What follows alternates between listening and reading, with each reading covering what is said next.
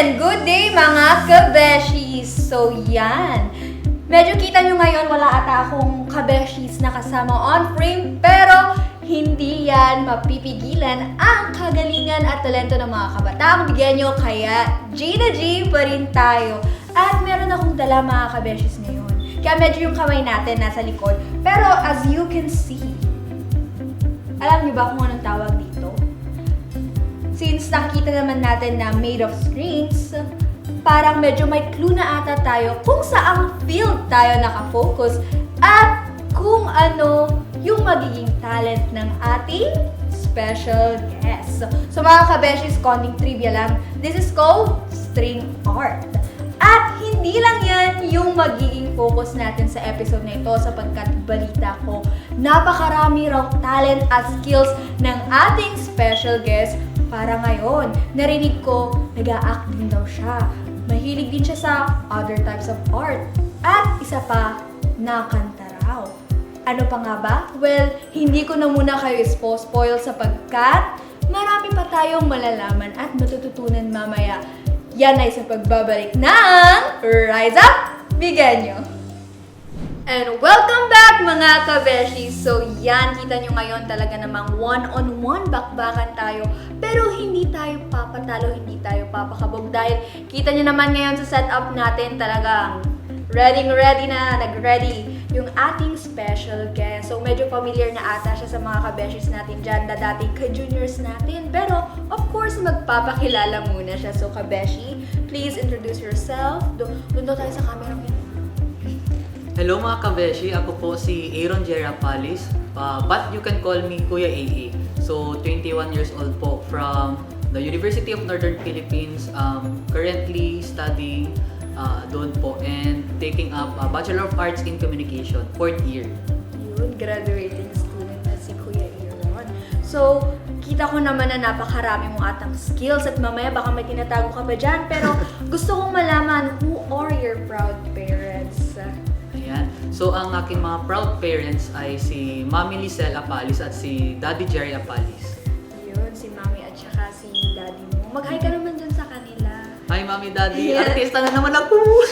For the third time! Yes! Kung hindi tayo nagkakamali, for the third time. So, si Kuya Aaron ba ay may kapatid? Yes, meron po. So, pang ilan ka sa inyo magkakapatid? Ako po ay panganay and ang bunso po namin ay nasa 4th grade na siya. So, ang gap namin is 11 years. 11 years? Yes. Wow, ang laki ah. Anong feeling niya? Kasi ako rin, meron akong kapatid, ang gap naman namin is 15 years. Mm-mm. So, mahirap ba siya para sa'yo? Marami bang adjustment na kailangan? Especially, parang nag-serve ka na rin as parang father minsan kung Yes. sa kanya. Actually, bilang panganay, mahirap talaga kasi there are times na hindi mo na iniisip yung sarili mo, kundi mas naiisip mo pa yung kapatid mo kasi parang more on selfless love na ba ang binibigay ko sa kapatid ko. Talaga na. Tsaka most of the time kapag may kapatid tayo na ang laki ng gap natin sa kanila, yung bond na nakikreate natin is mas closer compared dun sa mga kapatid natin na medyo mas close yung age. Parang sa akin si ate ko at saka yung kapatid ko, 2 to 3 years lang yung gap namin. Pero yung kapatid ko na 15 years, napagkakamalan man ako minsan ng mother niya. Pero mas maganda pa rin talaga kasi mas may re-raise mo sila kung baga gano'n. So ngayon naman, balita namin, at hindi ko lang balita, parang alam ko is proven na to, na napaka-talented daw ni Kuya Aaron. So unahin natin sa art, di ba? Tell us the story naman, how you started. Ilang taon ka ba at paano mo ba nalaman na, ay, isa pala akong artist? Actually, wala pa akong business noon eh. Kumbaga, it's galing ito sa Hobby lang ba? Ganun? hobby kumbaga. And Ay, then, wow. that time is nung grade 8 ako. At naalala ko pa nung grade 8 is nagpagawa yung English teacher namin ng business letter. And nagpapa-isip siya sa amin or nagbibigay siya ng idea sa amin kung paano gumawa ng business letter and dapat may business name kami. Kaya yung word na ang pangalan na Crafty Man Shop, doon nang galing sa subject na yun. So, kumbaga grade 8. And then, nag-start na yung business ko nung Teacher's Day 2018. 2018. Kumbaga, ang story nun is nagbibigay lang ako ng bonsai tree na handmade.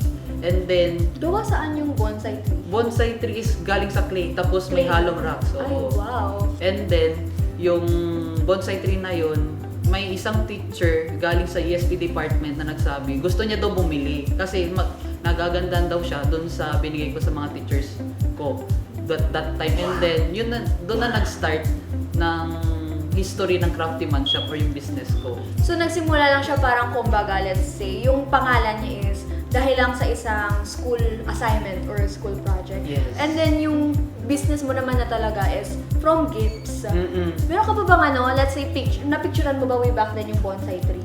Actually, meron. Meron Nakapost dun sa yan. page. Nakapost din sa page. Ilalagay natin at papakita natin dyan mga kabeshi. Andyan yan o later on. Naalala mo pa ba kung sino yung ESP teacher mo? Baka baka kilala ko rin kasi. Si Eugenia Rola. Ma'am Rola, okay. Yes. Isip ko na rin talaga yung si Ma'am Rola. So yan, hi Ma'am Rola. Napaka-supportive talaga ni Ma'am Rola sa mga skills at talents ng students niya. Kasi kay Ma'am Rola rin ako halos nagsimula when it comes to spoken word poetry. Pinasali niya lang talaga din ako at that time. Tapos sabi niya, sige na anak, Gina. Tapos yun yung pinaka first ever competition na talagang contest na salihan ko. Nanalo din ako, kuya. So yan, hi Ma'am Rola. Thank you so much for ikaw yung parang backbone sa mga talents namin, inspiration. At hindi lang si Ma'am Rola kasi Oo. yung talagang bumili sa akin ng bonsai tree, yung first product ng craftymanship is si Ma'am Battad. Ay, si Ma'am Bat. Ma'am Miriam Battad. So, nagawa ka pa ba ng bonsai tree? Ngayon, hindi Hindi na na. masyado. Kasi nag-evolve na yung yung pagiging kapag gumagawa pa ng mga craft. Kasi minsan ang demand ng mga customers or clients ko is yung signages kung kaya ng string art or yung second na product ko noon before your string art is yung name tag or yung bookmark. So, yan. So, maliban dito kasi na-mention na rin naman ni Kuya Aaron or ni Kuya AA yung mga ginagawa niya, which is string art, bookmark, at name tag, di ba? May iba ka pa bang ginagawa na type of art? Ngayon, ang type of art na ginagawa ko ngayon is parang parang self na coping mechanism siya. So, parang gumagawa ko ng letter to myself, ganun. Parang wow. gusto ko kasi yung parang maging literate person, mas na-engage pa ako lalo sa writing. Kasi usually, di ba, there are people na sa arts magaling, pero hindi din sila masyado, kumbaga hindi lang forte yung writing. Meron din namang tao na ako, forte ko writing. You can ask me to write, pero if you ask me na gumawa talaga ng ganyan, hindi ko talaga magagawa. So, ang ganda na ine-explore mo yung art of writing naman. So, lately, ano yung favorite mo na isulat mo para sa sarili mo?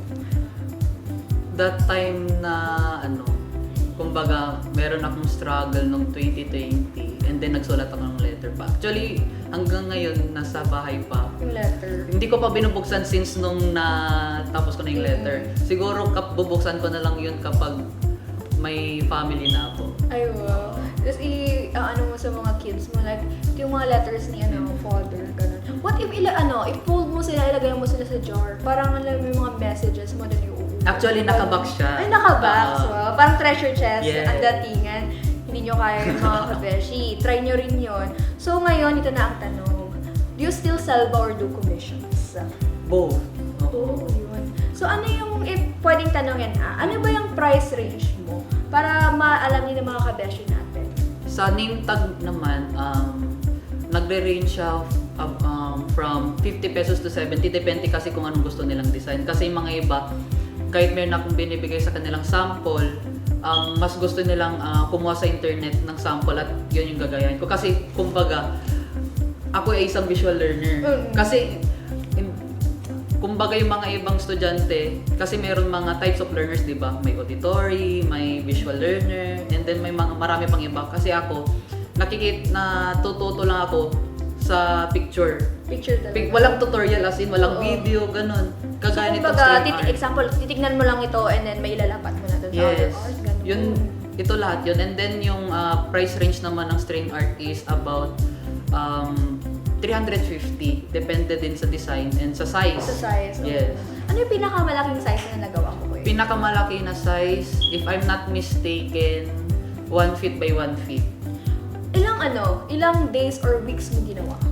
Kasi yun is logo string art. So, umabot siya siguro mga around 1.5 months. Kasi makapal kasi yung design. May picture ka? Yes, May nandito. ilalagay ulit natin mga kabeshi. Kasi ang ganda nun eh.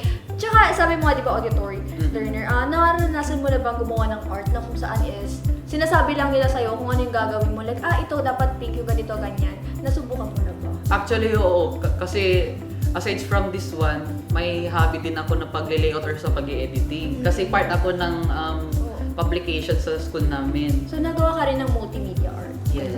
Ay. Pero mahirap yun, di ba? Kasi meron yung mga type, I think nag-viral ito way back then. Makikinig sila sa audiobook and then gagawin nila yung art. Tapos, iba-iba sila nang nagagawa from the literal art to the audiobook. Kasi di ba syempre, kapag even may instructions, iba yung madi-decipher mo. So, parang ang galing din naman actually na kaya mo na maging visual learner and auditory learner. Kakaibang mga artists. Next naman. So, yan. If meron kang gustong matutunan na art style, or let's say, gagawin mo na craft, ano yun? Ang gusto kong matutunan na type of craft is yung acrylic, kumbaga, yung mga keychain, made from acrylic, ganun. Kasi ngayon, nag-iipon pa ako sa mga expenses na yun.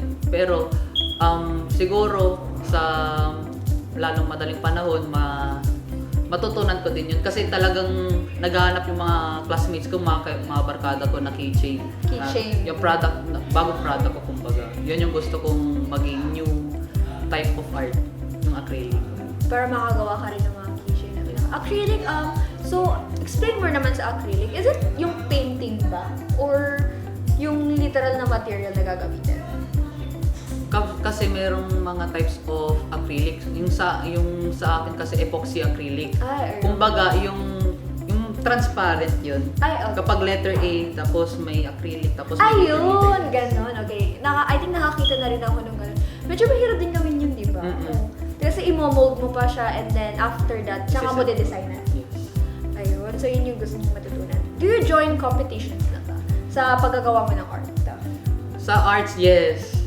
Actually, nung if I'm not mistaken, 2019. 2019. Nung national competition sa Baguio. Bale, I was a cartoonist back then. So, naging third place ako. All around, kalaban ko is buong Pilipinas. And then, buong Pilipinas? Yes, buong Pilipinas. Grabe, mga kabeshi. Representing vegan talaga. Yes, vegan. Vegan pride. Third place national. Anong event to, kuya? Ang event na ito is all about human rights, kumbaga. Human rights. And then, yung topic na binigay sa amin is social justice. Social justice. So, yun. Yun na ba yung pinakamalayong narating mo na lugar, let's say? Or may iba pa? Aside from arts, meron din yung isang performing arts, kumbaga. Ayun. Talagang yung artist international. artist. Pang-international. International. Nakikita ko nga sa question dito, medyo excited ako sa part na yun. Huwag muna natin i-spoil. Yes. Art daw muna tayo. Yan. Ano yung most memorable experience mo sa pagiging isang artist? Most memorable is yung nakaabot na yung mga products ko or yung mga art piece ko, hindi lang sa loob ng province, kundi sa labas ng province, kumbaga sa Baguio at sa Cagayan so far. Yun. So meron ka na rin talagang mga customer na nag-a-ask sa'yo na taga-ibang lugar? Yes. Siniship mo na lang din talaga yung orders? Actually, ito lahat to nationwide na delivery. Ay, wow! So may, let's say may Shopee ka na bang account? Or Facebook nila yung order? Facebook. Ayun, ang galing. Galing talaga mga kabeshis. Now, let's move on naman. Kasi sabi niya nga, di ba, nagawa siya ng multimedia art. Isa raw journalist, si Kuya A. Now, may we know, kailan ka naman nag-start sa pagiging isang journalist? Pagiging isang student journalist is way back nung grade 9 or grade 8. And then that time is cartoonist ako. Editorial. Yes, editorial cartoonist ng collab or collaborative publication. The Dove ba or Busilak ka? Yan, the Dove. The Dove, yan, Yes. Ilocos Sur National High School. And then yung coach ko that time is si Sir Aldrian at si Ma'am Joy Jean. Ay, si Ma'am Joy Jean. Hi, Ma'am Joy Jean. I really miss you. Ano siya, advisor ko kasi siya mga kabeshis noong grade 7 ako. Yan.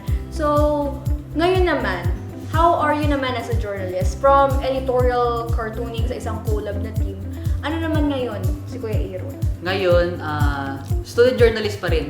ngayon ay head na po ng Head. Creatives Department ng Newscast Publication sa UNT. Yun. Head na siya mga kabeshi. So one time talaga nakikita ko noon, nag-i-edit siya ng isang PubMat habang nabagyo pa mismo. Nagpi-film kami noon. Nung time na yun, talaga namang multitasker at napaka-talented, di ba? So, publication is newscast, if I might, and then head siya ng multimedia team. Yes. Okay. So, ano yung best na na-publish ng newscast para sa'yo na may malaking impact sa cast or even sa UNP?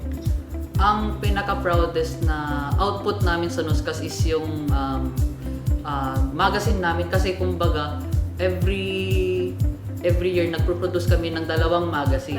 Yes. First sem and second sem. Yes. Anong magazine yung favorite? Yung pinaka-favorite ko is yung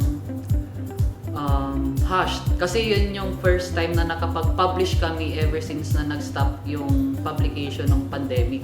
So yung magazine na Hashed is about yung mga social issues din. Parang yung, comeback na rin kumbaga. yes, comeback na rin ng publication kasi nag-start ulit yung publication namin noong 2022.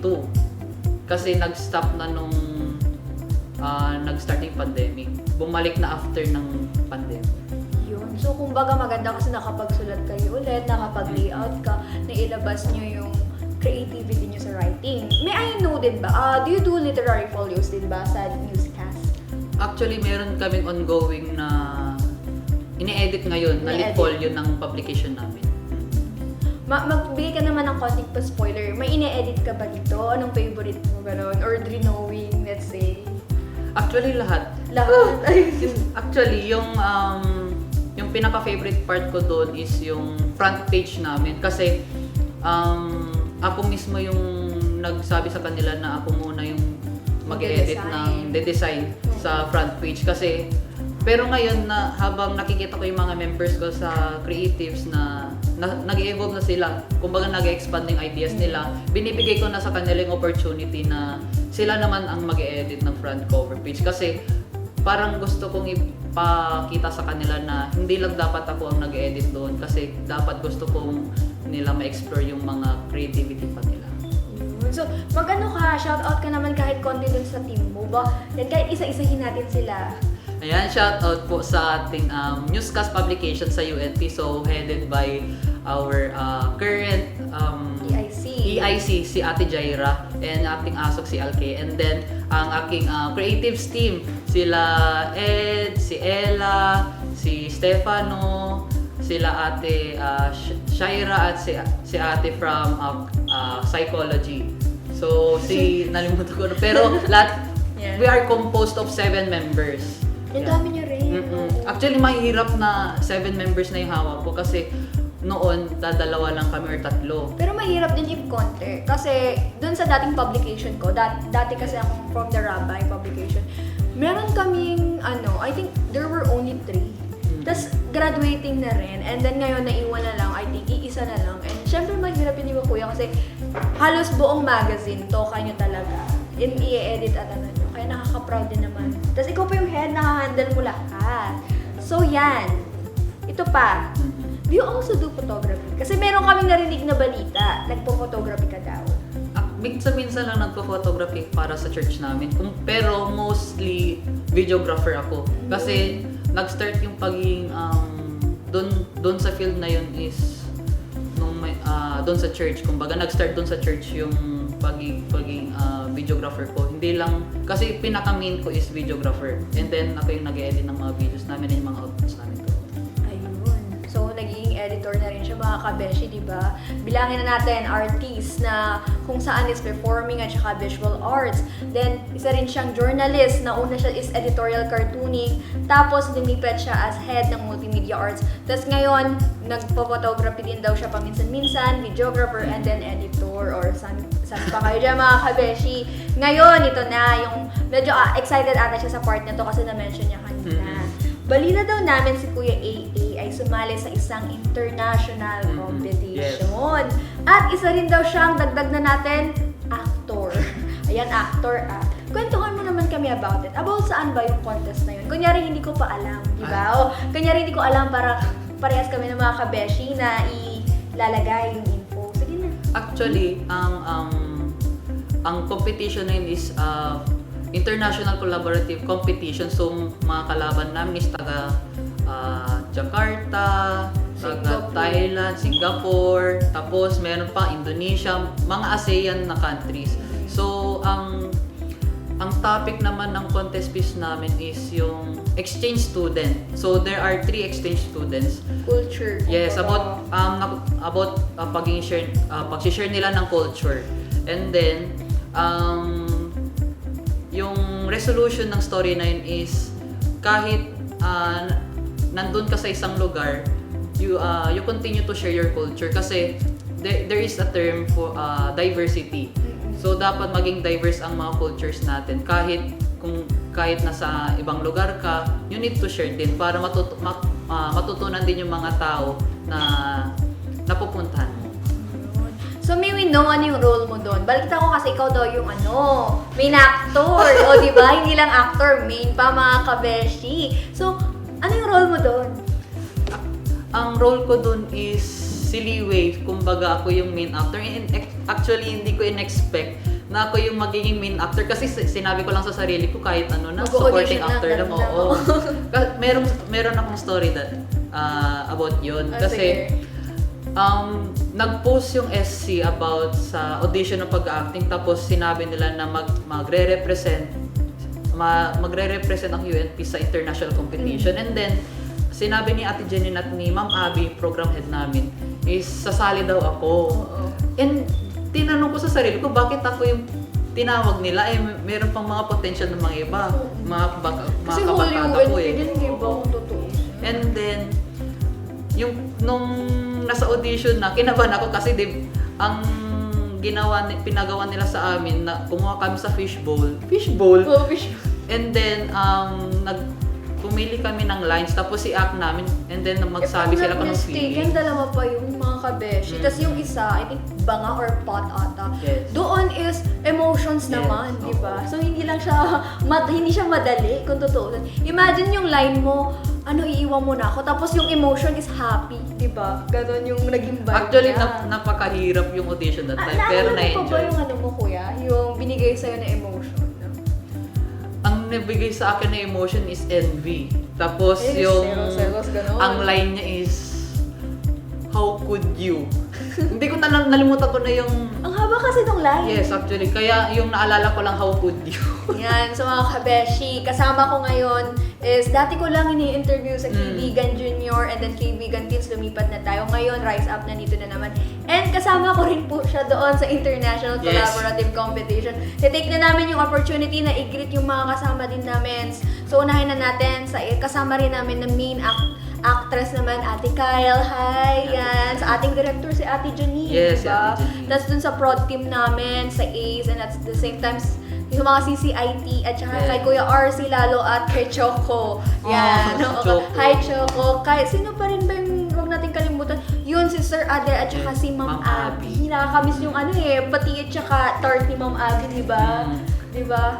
Talagang every time na magpo-prod tayo is nagbibigay sila ng mamon. Oo, kain muna guys, mamono, di ba? Kahit yung mga extras natin na other characters, si Kuya Ejen, si Kuya Franz, si Ate Princess na ngayon lagi natin tinatawag na Ate Bea. Yes. One time, sabi niya sa akin one time, sumigaw kasi kami ng may sumigaw daw ng Bea, lumingon daw siya.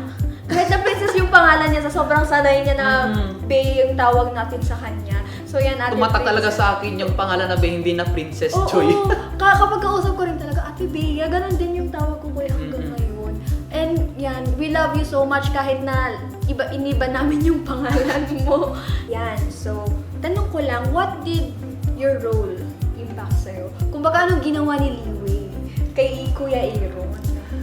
Ang impact sa akin ni Liwei is nagbigay siya ng meaning sa akin na nakakaiba, kumbaga dapat maging resilient ka in times na nasa ibang lugar ka kasi ang isang Liwei is isang foreign national siya, and then pumunta siya sa Ilocos Sur, sa Vigan. And then hindi niya maintindihan kung ano yung mga nangyayari. Kaya siguro yung reason bakit binigay sa akin si Liwei na character is ma-explore ko palalo yung culture. Kasi ang character ni Liwei talagang napakahirap kasi Chinese siya eh. Oo. Tapos ang akala nila Ma'am Abby sa akin at si Sir Ade, Chinese ako. Ayun! Naalala ko pa talaga every single time na mag-shoot tayo. Yung paghinga talaga natin kasi i-embody natin yung accent nila eh. Mine was Korean din mga kabeshi, and if I'm gonna be honest, ang alam ko lang din halos sa Korea is kimchi, K-drama, di ba? So nung napasok yung role namin, ay may mga ganito pala, may mga communal dining, nag-chopstick tayo. Yes. Tapos yung sayo, I think yung favorite part ko naman na nakuha ko kay Liwei, yung pag-bounce back mo when it comes sa academics. Yes. Lalo yung part na inabutan ka ng test paper, tapos yung score talaga. Sabi ko, ay, kita ko na rin talaga, kayang-kaya natin. Nag-adapt na siya. Oo, nag-adapt na. And nakakapagod kasi yung role mo. Hanggang ngayon mga kabeshi, naalala ko pa yung role niya. Siya yung nakakapagod talaga. Kasi yung sa akin nun is, hindi ako masyadong nagsasalita kasi introvert ako. Which is kabaliktaran ko talaga. Yung sa kanya, pinaglakad siya buong UNT halos, kuya. Naalala ko, naka-drone pa yung ibang shots niya eh. Like, first floor, second floor, Ilang takes yun, actually. yung classroom mo. Pero napaka-fulfilling din yung character ni Liwei kasi ang dream ko lang nung bata, makapag-act. Pero nangyari yun nung itong college life na kaya parang nag-heal na yung inner child ko. Na-heal yung inner child, diba? Pero ang ganda dun kasi dream mo lang sana makapag-act. Tapos yung binigay sa'yo, main role. Main role. Eh ngayon naman, since dream mo, diba? Ano yung dream role mo na i-play? Kung magiging actor ka ulit, let's say, gusto mo ba magiging action star, gano'n, or leading man, may mga ganun-ganun bang vibe? Sa ngayon, since na-experience ko na si Liwei, maging supporting actor naman ako kasi gusto ko naman magbigay ng opportunity sa iba. And then, hindi lang sa pag-acting kasi ang pinaka-favorite ko din when it comes to that kind of field is behind the scenes, so sa production. So, production. Tsaka mga kabeshi, if magiging honest kami, nakakapagod po talaga ang production. Most kasi iniisip nila, di ba, kapag sinabi lang prod, okay, bibidyohan na namin, ganito, edit na. Nandyan po sila all along. If wala pong production team na masipag at saka maayos, hindi po magiging successful ang isang team. Katulad nitong Rise Up, bigan nyo, napakagaling ng ating production team, di ba? Yan si Sir Concon, si Sir Eltong, tapos pati na rin sila, Sir Bong, Sir Paulo, nakakamiss sila. Naalala mo po ba kuya yung videographer mo sa kaibigan nun? Ang naalala ko lang si Sir Eds. Si Sir Eds talaga din, oo. Lumaki na rin kasi halos ako dito yung nakakatuwa lang din na makitang napakagaling ng production. Actually, hindi talaga biro yung trabaho ng actor, pati na yung production kasi naging part din ako ng production, hindi lang actor sa ICC. Nagbibideo ka pa nun eh. Di ba after, nag-acting siya as Liwei, tapos after the next day, nagbibideo na siya sa dance.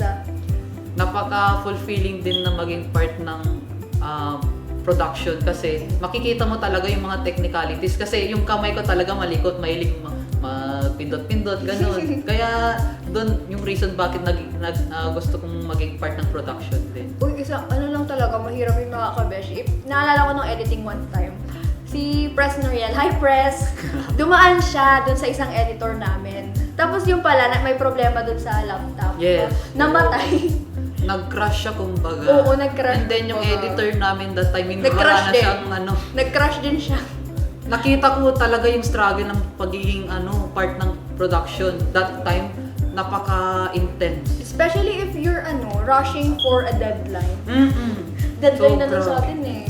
So ngayon, Kuya Aaron naman, gagamitin na natin to ngayon. Yes. Yan, time na. May I know, or may we know kami ng mga kabeshi, anong favorite mo na work of art dito? Pakita mo naman sa amin. Yan. Ang favorite, Start tayo ba sa Sige. mga bookmark mo? Sige, ang favorite na part sa favorite na design sa bookmark ko is ito. Wait lang. Anong kulay? Nasaan na yan? Ayun! Ito bang kulay blue? Itong kulay blue. Hindi naman halata dun sa niya eh. Pa-jacket niya eh, di ba? Talagang favorite ko yung color blue. Ayan ang mga kabeshi, kita nyo ba dyan? Ano yung message daw doon sa bookmark Ayan. mo? So nakasulat dito is let's be a blessing to Let's others. be a blessing to Ang line na ito is ever since nung nag-run ako as PIO sa SSG no, sa Ilocos Sur National High School. Hello sa mga kasama ko po diyan. Headed by Sir Renan, hindi nagbabago. Yan, si Sir So, Fernand pa rin hanggang ngayon. doon naggaling talaga yung tagline ko na ito, let's be a blessing to others, and then galing din siya sa isang song.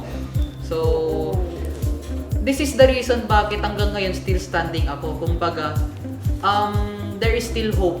There is still hope na in times of need. Kasi, ang mission natin sa Boy is talagang tumulong sa tao. So, yun yung reason bakit ko sinulat ito. O yan, di ba mga kabeshi, kita nyo? Ang dami niyang Yan ang mga kabeshi. I think this one is my favorite naman. It's a Bible verse. Shout for joy. Tapos sabi niya, you heavens, rejoice your earth, burst into song, you mountains. So, di ba? I think naalala ko kinakanta mo to. Doon sa ICC. Pero mga kabeshi, actually, ang ganda niya kasi meron yung kanyang para sa page niya, parang tassel. Yeah. Which is gawa sa yarn ba, kuya? Yes, gawa to Gawa sa siya. yarn. Ikaw din gumawa? Syempre. O di ba ang ganda? Yan mga kabeshi, kung gusto niya, pag book lover kayo or let's say nagre-review kayo, kailangan nyo ng palatandaan kung anong page na kayo. Si Kuya Aaron ngayon dito, di ba? Actually, itong type of string na ito, if naalala pa, nung nasa Kaibigan Junior pa, Ginawa ito namin din yung bird. ginamit kong material. Oo. Doon sa bird. Oo. Ang favorite ko ito, wala lang siyang tassel so far, pero ito, kasi sabi niya, when you pass through the waters, I will be with you. O diba? Ang galing. At saka kulay blue rin. Ngayon, let's move forward naman sa string art. Anong favorite ni Kuya Aaron dyan? May pailaw pa daw kasi mga kabeshi, so do the honors, Kuya. Sige. Pailawin natin. Ang pinaka-favorite ko naman dito sa string art is itong tulips. Ayan. Papakita ko sa inyo. Oy, dahan-dahan. Nagulat So, siya eh. ito po, yan. Actually, ito yung pinaka-favorite ko dahil it reminds me of my girlfriend. Ayan. Ay, wow, girlfriend. So Kay Ate tulips, Kate. hello. Yun, napakaganda ni Ate Kate, At mga ayan. kabeshi. So, ready ka na ba? Ay, ready na? Ay, wow. Is it a tulip ba? Yes, Ay, tulip. white siya na tulips. White na tulip. So, sa loob ng string, sa product na ito is meron siyang alcohol na free and then may letter siya. Thank you letter na may kasamang calling card. And then, syempre may packaging na may tatak na crafty match. Yun, di ba? Ayan, Packaging pa lang, panalo na. Ready ka Tapos, na ba? mga tulip, mga kabeshi, if nakikita nyo. Ayan. Pailawin na natin. Ready? 3, 2, 1, go. Oh, di ba? Imagine, di ba? Kapag gusto mo ng something na palatandaan or to express your love through art, mga kabeshi. Yes. Ayan, oh. Is there any other designs ba na ginagawa ni Kuya Aaron? Yes. So kahit willing ka talaga? Willing ako basta ka sa abilities ko. Kung saan aabot siya. And then, ang reason bakit string art naman yung bagong product ko is ang parang gusto yung mga tao na i-display siya sa bahay. Yan, so Di-display ilagay siya na natin ulit siya doon. Para naman makapag-rest na yung kamay ni Kuya Aaron. Ayan. So, isa siyang tulip na kulay white. If hindi ako nagkakamali kasi, yung tulip na white, ang meaning talaga niya is pure love. Kumbaga, di ba? Pure intentions, ganun. So, ang ganda kasi yun yung naalala mo sa girlfriend mo. Meron pa bang isa pa daw ba na, meron pa kasi nakalagay Yes. dito sa baba mga kabeshi. Tinuturo ni Sir S. At, Yan yung logo mo. yes, ito yung logo ko. And bale, ang mga types of string art ko naman is meron tayong tulip string art, meron tayong name string art, at ngayon naman signage string art or logo string art. Para sa mga may gusto rin mag-business or hindi kaya is design sa kanilang mga shop or let's say kung gusto nyo lang na magpagawa, di ba? Ganon.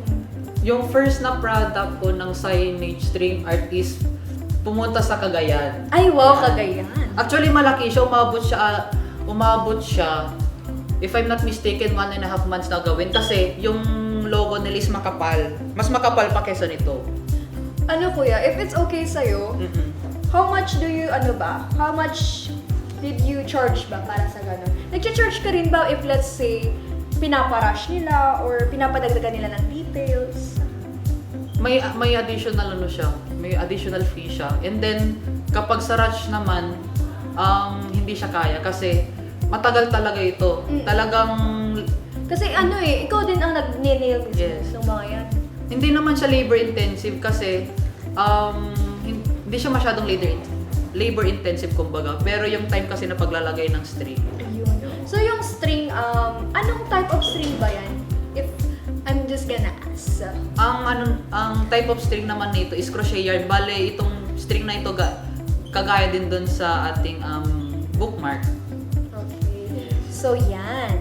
How about naman sa field or sa acting? May I know kung ano yung nilook forward mo para doon? Ang nilook forward ko is yung magkakasama tayo ulit. Ayun, Yun yung nice gusto to see ko. bonding. At kasi yun yung pinaka first ever na international competition. Kaya talagang tumatak sa akin yung ICC. And then, yung nilook forward ko palalo is in terms of doon sa production na yun is makapagtrabaho ko sa media din. Hindi lang sa journalism kundi sa sa production. Yan. So ngayon, yun yung nilook forward niya sa ICC. So i-recap lang natin, mabilisan yung mga product mo, okay? So yan mga kabeshi, once again, meron po tayo dito mga bookmark naman. So nakikita natin, even the tassel, si Kuya Aaron yung gumagawa. Ayan dito. And then, dito na rin. Yan. Meron tayong pink, merong blue, merong orange. Pwede kayong pumili. Gusto niyo ng Bible verse or ng name niyo or hindi kaya, let's say, flower or anything or any art, gradient, mga ganon. Pwede kayong pumili, di ba? Ayan. Tapos, kay Kuya Aaron naman ngayon is yung kanya string art. So, pwedeng logo, pwede rin namang hindi kaya is flower, parang yung nasa tulip doon, or yung name, di ba? Yes. Anything daw basta kayang i-negotiate at kaya na. Ang lahat nito is customizable. Oo, customizable. Kayo ang pipili mismo. Yeah. But of course, you have to work with your artist. Ayan. So ngayon, Kuya Aaron, gusto ko lang malaman kasi if i-recap na natin ulit, di ba? You are an artist, visual artist, performing artist, tapos nasa field ka rin ng journalism, editorial cartooning, photography, videographer, editor, tapos actor, prod team. Is there any other else na talent mo ba or skill mo? Parang parang mapapasample ako nito kapag nasabi ko. Ayun na, sasample talaga kasi mga kabeshi, literal na multi-talented na di ba? Part ako ng choral. Coral, yun. So, parinig naman. Mamaya siya, biglang talaga, tenor. Anong name daw ng Ayan. choral? Ang name ng choral po namin is UNP Dangay Saririt Vocal Ensemble. UNP, mabuhay UNP. Headed by our choir master, si Sir Fitch Sir Tumbaga. Fitch, I miss you, sir. Siya yung namin Pat Pitt teacher. So, sample ka daw ng isa doon. Sample ka daw ng isa. Anong favorite piece mo na kinanta nyo? Ako kasi, if naalala ko, favorite ko sa Dangay Saririt was Upuan talaga. Yung inayos nyo. Talagang yun. Actually, yung upuan is yun yung contest piece ng choral. At dahil doon is naka-garner sila ng second place sa PASO. And kumbaga yun is regional level na sila. Oo. Tsaka nag-viral din kasi one time talaga. Ang daming nag-praise. So kahit konti lang naman, Kuya Aaron. Sige na. Sige. Ayun ready siya Dapat ganyan mga kabeshi, hindi tayo nahihiya. Go lang ng go. Ikaw na lang ang siyang kulang sa buhay kong ito. Pangarap ko ang ibigin ka. Ang galing! Para kanino yan? Ay, wala nang iba kundi ang aking family at sa girlfriend ko. Yun, sa kanyang diba? So, Kuya Aaron, meron pa bang hidden talent? Wala na, yun O, na yun lahat. na yun mga kabeshi. Wala ka na tinatago, baka mamaya marunong ka mag-backtrip pa. Ay, wala na. So yan, meron bang pet si Kuya Aaron? Ayun, meron po. Meron po akong pet. Ayan, ang pet ko po ay turtles. Dalawa pong turtles. Ay, wow! And then, isa pong cat. Ayan. Turtle? Ang ganda.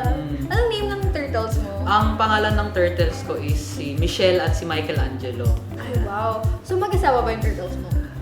Oo, mag-asawa sila. Yes. Uy, ang galing turtle. And alam mo ba, Jimmy, Ano? nung binili ko sila Michelle at si Michelangelo, ang size nila piso lang. Piso. As in piso lang, binili ko sa pet shop.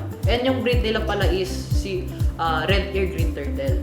And then, Yun.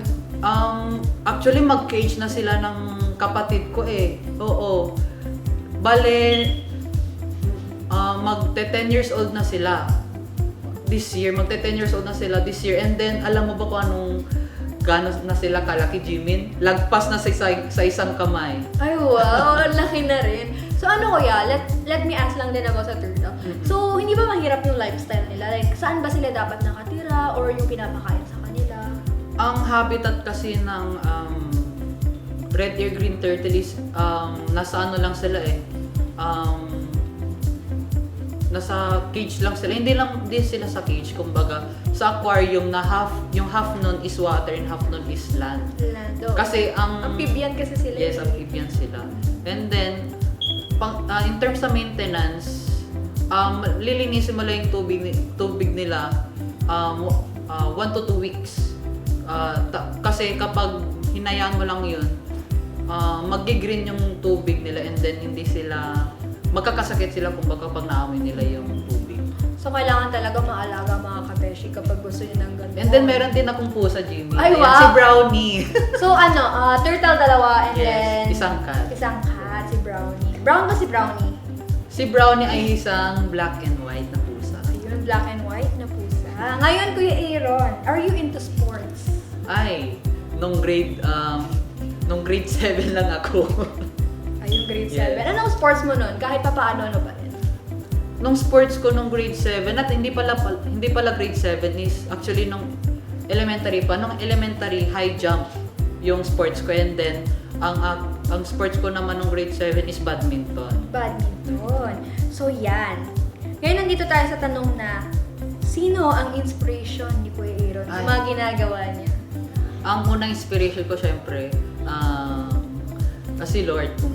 Si Lord talagang number 1 dahil hindi naman to lahat possible kung hindi niya ako binigyan ng motivation or idea, kasi lahat to galing sa kanya. Lahat ng ideas ko, lahat ng mga profits nito or lahat ng mga ginagawa ko is talagang galing sa kanya. And then yung second is yung family. Family. And kasi sila din ang reason, especially yung kapatid ko. Kasi ang promise ko sa sarili ko, kapag meron akong trabaho is gusto kong tumulong in terms of education.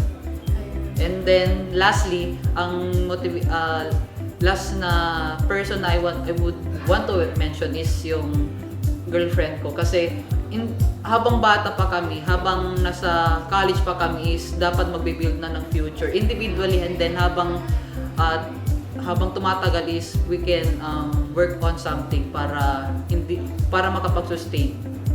Ayun, ang ganda naman nun. Talagang meron siyang mga inspiration sa kanya mga ginagawa, mga kabeshi, at sa betterment niya ng pagiging isang artist at of course pagiging Kuya A. So, feeling ko medyo alam mo na yung pagganon natin, di ba? Yes. Yan. So, since alam mo na, mag-sit back muna kayo mga kabeshi dahil sa pagbabalik natin, talaga namang mas bongga pa yung nai-ready namin kay Kuya Aaron. Make sure na your seat is hot Yes. Kasi syempre may inaabangan pa tayo, okay? Kaya mga kabeshi, once again, sit back, relax, dahil magbabalik pa ang Rise Up Bigenyo!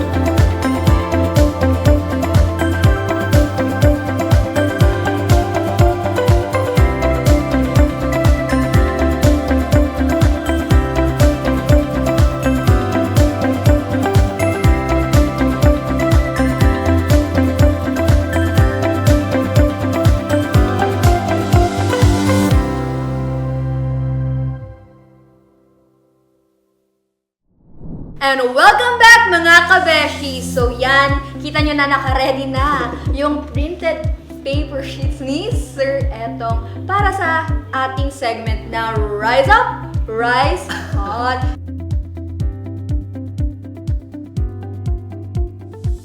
Is your seat hot na ba, kuya? Yes! Naalala ko kasi sinabi talaga niya sa akin, kung meron daw siyang bagay, nakakabahan siya hindi sa interview, hindi sa pag-feature ng mga products niya. Gina G siya, pero dito daw. Kaya titignan na natin kung ano yung kakayahan niya, kung magagamit niya yung skills, di ba? O di ba? Yan na. Ano ang pinaka nakakahiya na nangyari sa iyo at sa iyong mga kaibigan sa publiko? Nahihiya siya. Grabe na yung pinaka-embarrassing moment. Actually, wala pa sa mga kaibigan ko eh. Sa akin pa lang, yung pinaka-most embarrassing na moment is yung hindi nga ako nakapagdala ng wipe sa CR. Alam! Tapos wala pang t-shirt or anything, di ba? Minsan kasi saan ba yung kuya? Sa school? Sa ano siya sa mall. Pero, thank you Lord kasi meron siyang bidet. Oo. Kasi kung walang bidet, nakakahiya talaga. Oo, alam kang tumayo ka na lang basta. And then, lesson learned, dapat magdala ng alcohol. Kaya always nagdadala ko ng alcohol. Oo, lagi dapat tayong merong sanitation or hygiene kit mga kabeshi. So yan, para sa'yo, sino ang mas matalino? Si Alexa, si Siri, o si Google? Pwedeng tatlo na lang sila. Kala ko sasabihin niya since naka-iPhone tayo mga kabeshi, si Siri, gano'n. Kasi parang yung purpose din nila, di ba, parang nasa isa na. Assistant virtual sila. assistant Yes. natin. Pero syempre sa aming mga Android users, Google kami kasi wala kaming Siri o Alexa. Ikaw naman, ito. Mas gugustuhin mo bang magkaroon ng buhok para sa ngipin o ngipin para sa buhok? Pakiulit yung question. Ulitin daw natin mga kabeshi. Mas gugustuhin mo bang magkaroon ng buhok para sa ngipin o ngipin para sa buhok? Yung... O, di ba? Mga ginagawa ni Sir Ed na question eh. Pwede yung ano na lang, second option na lang. Ngipin para sa buhok ka. Para saan kaya yun? Ano yun, sir? Gagawin pa Napaka-random. O ito. Mas gugustuhin mo bang magkaroon ng kakayahang lumipad o maging invisible? Ay, yan. Gusto kong may ability sa ano, sa paglilipad. Saan ka pupunta una? Kapag may kakayahan ka ng lumipad? Ay, ang gusto kong pupuntahan is sa Australia. Ay, Australia. Tapos pag landing mo, unang sasalubong sa'yo, kangaroo. Yes! Kangaroo, gano'n. Ano ang una mong gagawin kapag kaya mo nang lumipad maliban sa pagpunta sa Australia? Ano? Pakiulit. Anong una mong gagawin kapag may kakayahan ka nang lumipad maliban nga sa pagpunta sa Australia? Yung gusto kong kumain ng kain. Kain ng kain, yun yung gusto kong ability din. Kain ng kain, di ba? Or ano, ako naman is since mahirap kasi kain ka ng kain, yung kaya mo mag-produce ng pagkain na gusto mo. Yung nagre-crave ako, boom, gagano lalabas na. Or ito naman, kuya. Anong tawag mo sa lalaking ladybug? Ladyboy? Ladyboy? Anong tawag mo sa lalaking ladybug? Ladyboy. Ladyboy? Ay, ladyboy! Ladyboy? Boybag! Boybug? Gagamboy? Anong lasa ng Adam's apple? Anong lasa ng Adam's apple? Lasang apple? Ano yung titikman? Parang matitikman yun, di ba? Aling hayop ang pinaniniwalaan mong pinakamasama kung makapagsasalita ito? Crocodile. Ay, feeling mo anong sasabihin ng crocodile sa'yo? Pag dinaanan mo siya. Pakit! Parang feeling ko parot naman yung ganun. Hindi, kasi ano pa eh. Yung Kasi yung second na sasabihin ko is talagang parrot. Kasi kung nandito talaga si Vince, talagang magsasabay kayo, Pakit! Si Vince daw. Ayan, hi Vince, di ba? Pero kasi sa bagay, ang parrot kasi mga kabeshi, kung ano naririnig niya, imimimik niya lang. Pero yung crocodile personality niya na yun. Yes. Ganun. Yan. Kung kailangan mong ilarawan ang iyong pagkatao gamit ang isang kagamitan sa kusina, ano ito? Ay, yun ay isang kawali. Bakit? Dahil hindi ko na-mention kanina dahil ang isa pang hidden talent ko is magluto. Magluto? Ay, wow. Anong lulutuin mong putahe? Ay, carbonara, syempre. Carbonara. Kung ano, isa kang putahe, ano ka? Ay, ano kaya? Ay, kare-kare. Bakit? Bakit? Dahil yun yung favorite na niluluto ko din. Ayun. Kare-kare at favorite food ko. So, ito naman. Ano ang pinakakakaibang bagay na nagawa mo para makuha ang atensyon ng isang tao? Parang papasok dito ano yung ginawa mo, di ba? Para makapagpapansin sa crush, parang gano'n. Ano? Paggawa sa art, yun na rin eh. Ay, wow! Ginamit niya yung pagiging artist niya. Ito. Oo, hindi lang ang sagot ah. Oh, no. Okay. Oo, hindi. Hindi ako naliligo. Hindi ako naniligo. Naliligo ako kaya... Oo nga, dapat oo, hindi lang. Hindi mo sasabing hindi ako naliligo, kundi oo, hindi ako naliligo. No. Hindi ka naliligo. Ay, yes! Nagugulat ako sa question! Ayan, since may turtle siya mga kabesh, ipapasok natin yung final question. Since may turtle ka, kapag ba ang turtle nawala or umalis sa kanyang shell, homeless ba ang tawag doon or naked? Siguro ano siya, kapag lumabas sa shell ang isang turtle, magiging homeless siya. Bakit? Dahil doon din talaga naninirahan yung turtle. Ayun. So, palakpakan naman natin mga kabeshi. Kamusta naman ang experience, Kuya Aaron? Nakasurvive ba tayo sa yung rise up, rise hot? Muntik na ako maging invisible kanina. Grabe. Ayan. So, ngayon, balik tayo sa question.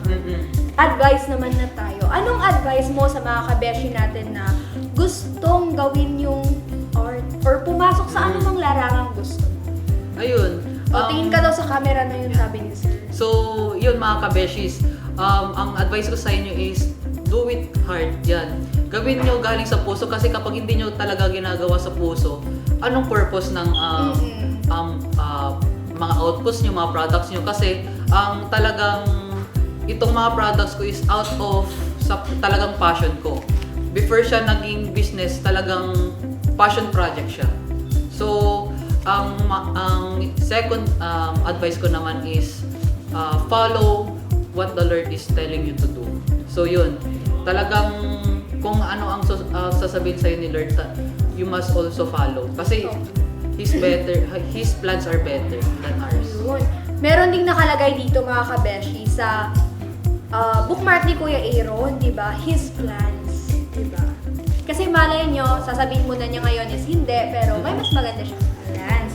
Ngayon, opportunity niya na. Saan ba kami pwedeng umorder ng mga art ni Kuya Aaron? Or let's say, saan ba natin siya pwedeng i-follow kung sakaling gusto natin siyang kunin, di ba? Oh. So, Plug na. you can follow us sa Crafty Man siya Facebook page. So, at craftyms.official. So, sa FB po yun at sa IG. And then, sa ating X naman po is CraftyMS Official. Ayan mga kabeshi, once again, Crafty Man siya. Official. Yan. 1, 2, 3. Yan. Ayan, Crafty Man Official mga kabeshi. So ngayon Kuya Aaron, feeling ko excited ka na rin dito. Umuna ka na mag-shout out. Ayan. So, first of all, shout out po sa ating production team dito sa TV Vegan for this opportunity. Third opportunity. Yes, third opportunity. Papasok natin mamaya later on yung K-Vegan Junior, K-Vegan Kids. Ngayon, Rise Up. Vegan. Yeah. And then, shout out din po sa aking family, si Daddy po, na nandito po sa Vegan. And then, si Mami naman po nasa trabaho sa North Side. And then, si Nathan, ang aking kapatid na sa SBs naman po nag-aaral. And then, si Mama Let at si Tito Marlon po. And then, sa mga Win San Vicente family po namin, hello po sa inyong lahat. And thank you po sa inyong tiwala in terms po sa aking mga skills po. And then especially po sa aming Dangay Saririt Vocal Ensemble family. And then sa aking girlfriend po. And then especially po sa mga commissionaries ko naman po na sa Manila ngayon. So see you po sa August 30 mga commissionaries namin. Ayan. Meron pa ba? Yun na. na. Sure ka? Wala ka naman nakakalimutan. Ay, hindi ko pa malilimutan yung mga kabarkada ko, yung mga pangit. Kasi yung mga... Grabe tawagan ng mga barkada talaga, mga pangit. Yung pangalan talaga ng barkada namin sa mga pangit, ayan po, si Cleo, si Ejen, si Alberto, si Claire, at si Ejen. So yun po, lahat po kami is nagtatrabaho sa Newscast Publication. Newscast, so ngayon Kuya Aaron, tanong din daw namin, ilang beses na kasing binabanggit. Si Kuya Aaron daw ba ay single, taken, or taken for granted? Taken. Taken. So mag-hi ka na sa kanya naman. Hello Ayan. po sa aking girlfriend na si Kate. Ayan. Sana po ay nandyan ka palagi. And then, enjoy lang po sa OJT mo dito sa City Vet. Ayun, nasa City Vet pala si Ate Kate. Yes. So yan, first and foremost, si Kuya Aaron na mga kabeshi, ang ating pasasalamatan. A round of applause! Thank you. And I am so humbled and it's super blessed na nandito ako ulit ngayon. Yan. So, thank you so much, Kuya Aaron, for gracing hindi lang the show, but of course, the city of Vigan palagi, the Ciudad Vigan. Pinapaprove niya talaga na ang kabataang bigyan nyo ay talaga namang napaka-talentado. Dahil nakapagpasalamat na tayo kay Kuya Aaron, magpasalamat na rin tayo, of course, sa City Government of Vigan na pinamumunuan ng ating Mayor, Mayor Randy Singson, sa ating Vice Mayor, si Attorney Glendale Benson, sa 9th City Council, sa Vigan Production, sa SEPO, sa ating producer, Sir Eric, kay Sir Dom, sa ating cameraman, si Sir Con, sa ating editor, at of course, do not forget our Facebook page, our YouTube channel, TV Gun Production. Huwag niyong kalimutan mga kabeshi na mag-like, share, subscribe, follow, ring the notification bell para sa mga updates. And of course, rise up, bigyan nyo kasi malay nyo katulad ni Kuya Aaron, merong mag-slide sa inbox nyo na chika na ba para sa rise up. Kuya Aaron, ulitin natin once again kasi di ba may YouTube ka din? Yes. Yun. So, you can YouTube also follow na. me sa aking FB account. So, @aaron.jerry. So, kasama na rin po yun sa IG. And then, meron po din akong YouTube channel. So, you can visit. So, ang aking username naman po doon is aapalis.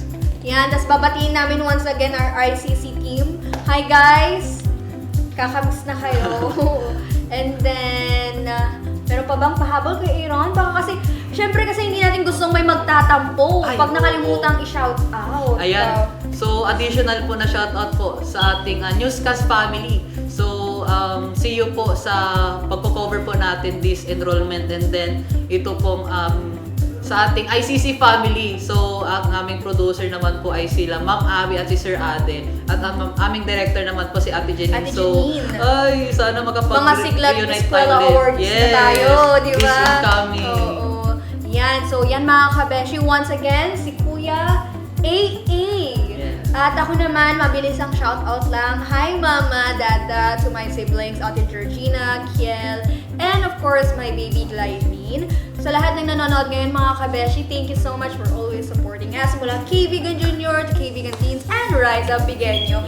And of course, Kurt, hi sa'yo. Yan.